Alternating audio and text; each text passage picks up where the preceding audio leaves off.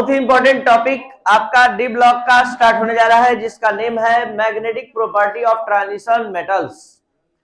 First of all, transition metal के magnetic property को पढ़ने से पहले आपको हम मैग्नेटिक प्रॉपर्टी के बारे में फिर से बताना चाहेंगे कि इस यूनिवर्स में, इस धरती पर, इस ब्रह्मांड में मैग्नेटिक प्रॉपर्टी के आधार पर अगर सब्सटेंस को क्लासिफाइड किया जाए तो सब्सटेंस दो प्रकार के होते हैं, एक पैरामैग्नेटिक और एक diamagnetic. Paramagnetic, the substance which are attracted by the magnetic field is called paramagnetic, और the substance which are repelled by magnetic field is called diamagnetic. मतलब जो पदार्थ, जो सब्सटेंस मैग्नेट से अट्रैक्ट होता है उसको आप पैरामैग्नेटिक सब्सटेंस कहते हैं, और जो मैग्नेट से रिपेल्ड होता है या अट्रैक्ट नहीं होता है उसको डायमैग्नेटिक कहते हैं। सवाल उठता है कि हम लोग यहां जो स्टडी कर रहे हैं ये पूरा थ्योरेटिकल माध्यम है, और हमारे पास ना मैग्नेट है, ना आपके पास मैग्नेट है, और ना ही ये एलिमेंट है कि हम बता पाए कि कौन मैग्नेट से अट्रैक्ट होगा, कौन रिपेल्ड होगा। तो कैसे आखिर बता पाएंगे कि कौन मैग्नेट से अट्रैक्ट होने वाला सब्सटेंस है, कौन नहीं? तो हम आपको एकदम जीरो लेवल से इसका कॉन्सेप्ट देने जा रहे हैं, जिसको आप ध्यान से समझेंगे तो 5 मिनट में आप इस लेवल में पहुंच जाएंगे कि किसी एलिमेंट, आयन और उसके कंपाउंड को देखने के बाद आप बेहिचक बता पाएंगे कि ये मैग्नेट से अट्रैक्ट होगा, ये मैग्नेट से रिपेल्ड होगा, मतलब ये पैरामैग्नेटिक सब्सटेंस है और ये डायमैग्नेटिक। ये कैसे? तो देखिए, जीरो लेवल से आपका ये क्लास स्टार्ट होने जा रहा है। सबसे पहले आपको बता दें कि आपका जो टॉपिक का नेम है वो मैग्नेटिक प्रॉपर्टी। से पहले आपने ऑक्सीडेशन स्टेट पढ़ा था। Magnetic property of D block element. तो मैग्नेटिक प्रॉपर्टी आपको बता दें कि बहुत सारे ट्रांजिशन मेटल्स और उसके आयन और उसके कंपाउंड मैग्नेट से अट्रैक्ट होते हैं। तो क्यों होते हैं, इसका भी रीजन यही है, एक्सप्लेनेशन यही है जो अब हम देने जा रहे हैं। ध्यान दिया जाए, आपको बता दें कि कंपाउंड बनता है बहुत सारे एलिमेंट से, और एलिमेंट बनता है बहुत सारे एटम से, और एटम बनता है इलेक्ट्रॉन, प्रोटॉन और न्यूट्रॉन से। तो वास्तव में एटम में ऑर्बिटल्स होते हैं, और एक सिंगल ऑर्बिटल पर हम बात करते हैं। एक ऑर्बिटल में आप सभी स्टूडेंट जानते हैं कि 2 इलेक्ट्रॉन भरता है। ये इलेक्ट्रॉन क्लॉकवाइज रोटेशन दिखाता है अपने एक्सिस पर, और ये इलेक्ट्रॉन एंटी क्लॉकवाइज दिखाता है। इसलिए आप इसको अपोजिट डायरेक्शन से भरकर रखते हैं ताकि आपको पता चले या ये एक्सप्लेन कर पाए कि इसका रोटेशन एंटी क्लॉकवाइज है। तो ये इलेक्ट्रॉन क्लॉकवाइज रोटेशन दिखाता है, ये एंटी क्लॉकवाइज दिखाता है। आपको बता दे कि जब ये इलेक्ट्रॉन अपने एक्सिस पर रोटेशन में होता है तो ये मैग्नेटिक फील्ड, मैग्नेटिक मोमेंट उत्पन्न करता है। बल्कि आपको एक चीज और जानना चाहिए कि इलेक्ट्रिक सर्किट में करंट का फ्लो होता है तो उसके चारों तरफ इलेक्ट्रिक फील्ड उत्पन्न होता है। अगर ये मैग्नेट है तो मैग्नेट के चारों तरफ मैग्नेटिक फील्ड उत्पन्न होता है। उसी तरह ये अगर इलेक्ट्रॉन अपने एक्सिस पर मूव करता है, रोटेशन में होता है, तो ये मैग्नेटिक मोमेंट उत्पन्न करता है, और वास्तव में मैग्नेटिक मोमेंट ही मैग्नेटिक प्रॉपर्टी के लिए जिम्मेदार होता है। एक चीज और बता दें आपको कि अगर किसी ऑर्बिटल में सिंगल इलेक्ट्रॉन होता है तो उसका जो मैग्नेटिक मोमेंट उत्पन्न होता है, जो मैग्नेटिक प्रॉपर्टी के लिए जिम्मेदार होता है, ये कैंसिल नहीं होता है। और यही रीजन है कि ये जिस सब्सटेंस में अनपेयर्ड इलेक्ट्रॉन होता है वो मैग्नेट से अट्रैक्ट होता है और वो पैरामैग्नेटिक होता है। जब किसी सब्सटेंस में पेयर्ड इलेक्ट्रॉन होता है ऑर्बिटल में, तो होता क्या है कि ये इलेक्ट्रॉन जितना मैग्नेटिक मोमेंट उत्पन्न करता है क्लॉकवाइज में, ये इलेक्ट्रॉन उतना ही मैग्नेटिक मोमेंट उत्पन्न करता है, लेकिन एंटी क्लॉकवाइज डायरेक्शन में। यहां डायरेक्शन अपोजिट होने के कारण दोनों एक दूसरे के मैग्नेटिक मोमेंट को कैंसिल कर देता है, और कैंसिल कर देने के कारण वो सब्सटेंस मैग्नेट से अट्रैक्ट नहीं होता है, मैग्नेटिक मोमेंट यहां जीरो हो जाता है। एक बार फिर से यहां से जो हमने कॉन्सेप्ट निकाला वो ये है कि जिस एलिमेंट आयन के पास अनपेयर्ड इलेक्ट्रॉन होगा आउटर कॉन्फ़िगरेशन में, वो पैरामैग्नेटिक नेचर का होगा, वो मैग्नेट से अट्रैक्ट होगा। और जिसके पास अनपेयर्ड इलेक्ट्रॉन नहीं होगा, कंप्लीटली फील्ड सबसेल होगा, पूरा जोड़ा लगा रहेगा, तो वो डायमैग्नेटिक होगा। ये हमने ट्रिक इस पूरे एक्सप्लेनेशन से निकाला। अब हम पूरे 3D सीरीज के A to Z एलिमेंट पर आपका ध्यान केंद्रित करना चाहेंगे कि आप सारे एलिमेंट को ध्यान से देखिए, समझिए और बताइए कि आपके समझ के अनुसार कौन ट्रांजिशन मेटल मैग्नेटिक पैरामैग्नेटिक होगा, कौन डायमैग्नेटिक। स्टार्ट करते हैं हम स्कैंडियम से। स्कैंडियम का कंप्लीट कॉन्फ़िगरेशन है आर्गन 3d1 4s2। स्कैंडियम के बाद titanium, vanadium, chromium, manganese, iron, cobalt, nickel, copper, zinc. ध्यान देंगे यहां पर कॉन्फ़िगरेशन आ रहा है 3d2 4s2, यहां 3d3 4s2, यहां 3d5 4s1, 3d5 4s2, 3d6 4s2, 3d7 4s2, 3d8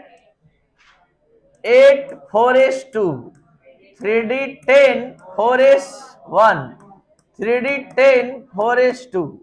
ध्यान दिया जाए, आपको हम एक चीज और बता दे रहे हैं, एक मैथमेटिकल प्रूफ भी है मैग्नेटिक प्रॉपर्टी को डिसाइड करने का, और वो है मैग्नेटिक मोमेंट का फॉर्मूला। मैग्नेटिक मोमेंट का फॉर्मूला होता है स्क्वायर रूट n+2। यहां n क्या है, अनपेयर्ड इलेक्ट्रॉन है। ये अनपेयर्ड इलेक्ट्रॉन n, यहां अनपेयर्ड इलेक्ट्रॉन, जितना ज्यादा अनपेयर्ड इलेक्ट्रॉन होता है उतना ज्यादा वो मैग्नेटिक मोमेंट दिखाता है, और मैग्नेटिक मोमेंट मैग्नेटिक प्रॉपर्टी के लिए जिम्मेदार होता है। एक बार फिर से आप ध्यान से इस फॉर्मूला को देखिए, तब सुनिए। मैग्नेटिक मोमेंट से magnetic property, magnetic nature defined होता है, और मैग्नेटिक मोमेंट का जो फॉर्मूला होता है स्क्वायर रूट n+2। यूनिट इसका होता है bm, B for Bohr, Niels Bohr के सम्मान में यह बनाया गया।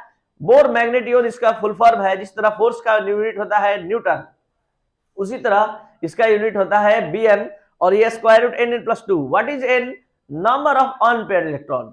अब यहां पर आप ही बताइए, जब n का मान बढ़ेगा, n का मान अगर इंक्रीज करेगा जैसे जैसे, वैसे वैसे म्यू का वैल्यू इंक्रीज करेगा, वैसे वैसे मैग्नेटिक प्रॉपर्टी इंक्रीज करेगा। यानी greater the number of unpaired electron, greater the value of magnetic moment, greater the magnetic property. जितना अधिक अनपेयर्ड इलेक्ट्रॉन होगा उतना ज्यादा म्यू का वैल्यू होगा, उतना ज्यादा मैग्नेटिक प्रॉपर्टी होगा। अब यहां आप ही बताइए, अगर किसी एलिमेंट के पास एक भी अनपेयर्ड इलेक्ट्रॉन नहीं होगा तो इनका मान क्या रखिएगा, 0। 0 रखिएगा तो म्यू का वैल्यू क्या आ जाएगा, 0। तो ये कहां कहां मिलेगा, 3d10 और 3d0। 3d10 और 3d0 ये दोनों ऐसा कॉन्फ़िगरेशन है कि 3d10 में इलेक्ट्रॉन रहते हुए पूरा फुल रहेगा। पूरा फुल रहेगा तो अनपेयर्ड कितना मिलेगा, 0। और 3d0 रहेगा तो आप समझिए कि एक भी अनपेयर्ड है ही नहीं। तो यहां इस दोनों के केस में म्यू का वैल्यू क्या होगा, 0। अब आइए बारीकी से पूरे 3D सीरीज में हम बात करते हैं एक एक एलिमेंट का। स्कैंडियम के पास अनपेयर्ड इलेक्ट्रॉन पता लगाना है कि स्कैंडियम के पास टोटल अनपेयर्ड इलेक्ट्रॉन कितना है। तो पता चला कि 3D में 1 और यहां पर 4s2, यानी कितना अनपेयर्ड है, 1। अब यहां टाइटेनियम में 3d2 है, ये हो गया 2। वेनेडियम में 3 अनपेयर्ड, क्रोमियम में 3d5 और 4s1। तो यहां पर टोटल अनपेयर्ड कितना दिखाई दे रहा है, 6। यहां अनपेयर्ड मिला 5, यहां मिला अनपेयर्ड, एक का पेयरिंग लग गया, 3d6 करेंगे तो यहां पर 4 अनपेयर्ड मिल रहा है, यहां 3 मिल रहा है, यहां 2 मिल रहा है, यहां 1, यहां 0। तो अब क्या देख रहे हैं, पूरे 3D सीरीज में क्या देख पा रहे हैं कि पहले अनपेयर्ड इलेक्ट्रॉन बढ़ रहा है, फिर क्या हो रहा है, घट रहा है। इसका मतलब मैग्नेटिक प्रॉपर्टी शुरू में बढ़ेगा, फिर अंत में घट जाएगा। अब आपके पास इतना नॉलेज जबरदस्त हो गया है कि अगर आपसे हम पूछे कि स्कैंडियम 3+ पैरामैग्नेटिक होगा कि डायमैग्नेटिक, मैग्नेटिक से अट्रैक्ट होगा कि रिपेल्ड होगा, तो आप स्कैंडियम 3+, स्कैंडियम पर पहले ध्यान दीजिए। स्कैंडियम का तीनों इलेक्ट्रॉन बाहर कर दीजिए, तीनों इलेक्ट्रॉन बाहर करके 3d0 4s0 क्या कहेंगे, स्कैंडियम 3+, स्कैंडियम का कॉन्फ़िगरेशन सामने है, 3 इलेक्ट्रॉन निकाल दीजिए, 4s से 2, 3d से 1, तो बचा क्या, क्या इसके पास कोई अनपेयर्ड है, नहीं है, तो पैरामैग्नेटिक डायमैग्नेटिक बताइए। Zinc chloride, zinc chloride paramagnetic होगा कि डायमैग्नेटिक। तो पहले जिंक क्लोराइड को आप डिसोसिएट करेंगे, Zn++ 2Cl-। अब Zn++ के पास जाइए, Zn का कॉन्फ़िगरेशन है 3d10 4s2, तो Zn++ का कॉन्फ़िगरेशन क्या होगा, 3d10 ओनली, 3d10 और 3d10 कॉन्फ़िगरेशन कंप्लीटली फिल्ड है, there is no unpaired electron in the outer configuration of Zn++, so it is diamagnetic in nature. एक लाइन का ट्रिक है कि अनपेयर्ड इलेक्ट्रॉन होगा तो पैरामैग्नेटिक होगा, मैग्नेट से अट्रैक्ट होगा, और अनपेयर्ड नहीं होगा तो कहां नहीं होगा, 3d10 और 3d0, nd10 nd0 कॉन्फ़िगरेशन रखने वाले जो भी एलिमेंट्स होंगे वो डायमैग्नेटिक होंगे और वो मैग्नेट से अट्रैक्ट नहीं, रिपेल्ड होंगे, मतलब प्रतिकर्षित होंगे या आकर्षित नहीं होंगे। तो ये था, हम टोटल डिस्कस कर दिए सारा कॉन्सेप्ट, और आपके एग्जाम में क्वेश्चन आ गया कि which of the following ions are paramagnetic और डायमैग्नेटिक, कौन पैरामैग्नेटिक है और कौन डायमैग्नेटिक है, आप चूज कीजिए, सिलेक्ट कीजिए। फर्स्ट है Mn++, सेकेंड है Zn++, और थर्ड है क्रोमियम +++। तो फर्स्ट ऑफ ऑल Mn++ के लिए Mn का कॉन्फ़िगरेशन आप लिखेंगे, Mn का कॉन्फ़िगरेशन 3d5 4s2, तो Mn++ का क्या हो जाएगा 3d5, कितना अनपेयर्ड मिला 5 अनपेयर्ड। तो आप इसको देखकर क्या बताएंगे, पैरामैग्नेटिक डायमैग्नेटिक, तो लिखेंगे there is a unpaired electron present in outer configuration, so it is paramagnetic in nature. अब आते हैं Zn++, तो यहाँ 3d10 कॉन्फ़िगरेशन मिल रहा है, there is no unpaired electron present in outer configuration, so it is diamagnetic in nature. आ रहा है समझ में कि नहीं आ रहा है? तो आप ये सब का आंसर देने के लायक हो गए हैं कि आप किसी भी एलिमेंट और उसके आयन और उसके कंपाउंड, ये देखिए ये आयन है, इससे पहले एलिमेंट पर बात किए और कंपाउंड पर बात किए, ये रहा कंपाउंड।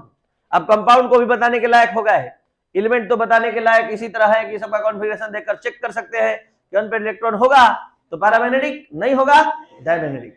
अब अगर पूछ दिया कि दो एलिमेंट दे दिया और पूछा कि विच ऑफ द फॉलोइंग है contains highest value of magnetic property, तो हाईएस्ट वैल्यू कौन रखेगा, तो आप क्या करेंगे, पहले अनपेयर्ड इलेक्ट्रॉन निकालेंगे, n का वैल्यू उठाकर यहां रखेंगे, जिसका मैग्नेटिक मोमेंट ज्यादा आएगा वो उसका मैग्नेटिक प्रॉपर्टी ज्यादा हो।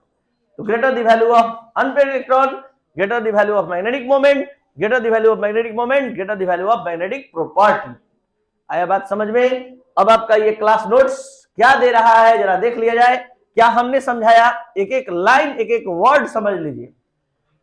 Most of the compound of transition elements are paramagnetic in nature. They are attracted by magnetic field. बहुत सारे ट्रांजिशन मेटल्स और उसके आयन पैरामैग्नेटिक नेचर के होते हैं और वो मैग्नेटिक फील्ड से अट्रैक्ट होते हैं। कैसे, इसका एक्सप्लेनेशन सारा डिटेल आपके सामने आ रहा है। The transition elements involve partially filled d subshell. वैसे ट्रांजिशन मेटल जिसके पास partially filled d subshell होता है are attracted by magnetic field and they are paramagnetic in nature. उसको क्या कहते हैं, पैरामैग्नेटिक नेचर का कहते हैं। इसके बाद the substance which are attracted by magnetic field, जो मैग्नेटिक फील्ड से अट्रैक्ट होता है और contains unpaired electron in outermost configuration are called paramagnetic. Paramagnetic कैसे, दो तरह से डिफाइन कर दिए, जिसके पास अनपेयर्ड इलेक्ट्रॉन होता है और जो मैग्नेटिक फील्ड से अट्रैक्ट होता है वो क्या कहलाता है, पैरामैग्नेटिक सब्सटेंस कहलाता है। तो ये था magnetic nature, the substance which are repelled by magnetic field, repelled by magnetic field उसको क्या कहते हैं, डायमैग्नेटिक, डायमैग्नेटिक सब्सटेंस कहते हैं, और वो अनपेयर्ड इलेक्ट्रॉन नहीं रखता है, they do not contain unpaired electron, unpaired electron नहीं होता डायमैग्नेटिक सब्सटेंस में। The transition elements containing outer configuration D10 और D0, D10 और D0 होगा तो क्या होगा, वो diamagnetic in nature. The transition metals और ions which contain greater number of unpaired electron then greater, they show greater magnetic property, जिसके जितना ज्यादा अनपेयर्ड इलेक्ट्रॉन होगा उतना ज्यादा वो मैग्नेटिक प्रॉपर्टी रखेगा। Greater the number of unpaired electrons, greater the value of magnetic moment, hence greater the value of magnetic property. अब यहां मैग्नेटिक मोमेंट को निकालने का formula, the value of magnetic property is determined by following method. Magnetic moment का ये square root n + 2 where n equal number of unpaired electron, और यहां पर आप for diamagnetic substance the value of magnetic property is 0। तो diamagnetic substance के लिए क्यों मैग्नेटिक प्रॉपर्टी, क्यों मतलब म्यू का मान 0 होता है, क्योंकि n का मान 0 होता है, और n का मान जब जब 0 होगा, कोई दिक्कत? तो ये था आपका आज का क्लास मैग्नेटिक प्रॉपर्टी के लिए। इस पर कुछ